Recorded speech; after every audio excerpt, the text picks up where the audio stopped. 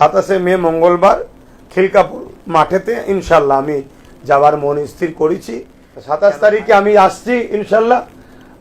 ওই এলাকা যারা কর্মী নেতৃত্ব আছে, ভালোবাসার মানুষ আছে, আপনারা সকলে খিলকাপুর মাঠে আসেন। কিছু কিছু জায়গা থেকে অনেকদিন ধরে রিকোয়েস্ট করছে, আমি তাদেরকে একটা কাজ দিয়েছিলাম, প্রতিটা গ্রাম লেভেলে তোমরা আহলে সুন্নাত ওয়াল জামাতের পক্ষ থেকে মানুষকে সজাগ করো এই ওয়াকফটা কি এবং কেন্দ্র সরকার কি করতে চাইছে।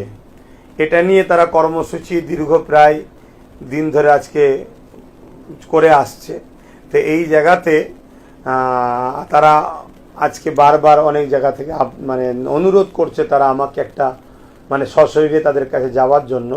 27 মে মঙ্গলবার খিলকাপুর মাঠেতে ইনশাল্লাহ আমি যাবার মন স্থির করেছি। কেন ভাইয়েরা অনেক রিকোয়েস্ট করছে, আরও কয়েক জায়গায় প্রোগ্রাম দিয়েছি, খুব ব্যস্ততার মধ্যে দিয়ে আমি তো রোজই অকাবলে আন্দোলন করছি, আমি যেখানে যাচ্ছি সেখানেই আন্দোলন করছি। তবে আহলে সুন্নাত ওয়াল জামাতের শাখা ইউনিট কমিটি যারা আছে তেনারা তো বারবার আবেদন করছে, আপনি যদি একটা কোনো প্রোগ্রাম করে আমাদের সাথে একটু সাথ দেন, আমরা আপনাকে যদি পাই বক্তা হিসাবে, আলোচক হিসাবে, আমরা বড় খুশি হব। 27 তারিখে আমি আসছি ইনশাল্লাহ।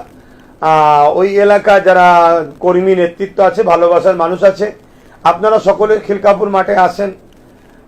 বা আমাদের 3টে থেকে প্রোগ্রাম শুরু হবে, এই 3টে 3:30 পর থেকেই শুরু হবে। সেই জায়গায় আমরা একত্রিত হব।